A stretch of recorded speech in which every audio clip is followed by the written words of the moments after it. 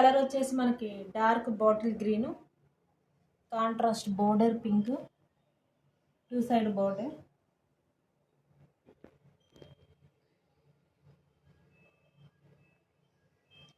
మనకి బోర్డర్కి వచ్చేసరికి కలంకారీ ప్రింట్ వచ్చింది. కలర్ కాంబినేషన్ చాలా బాగుందండి.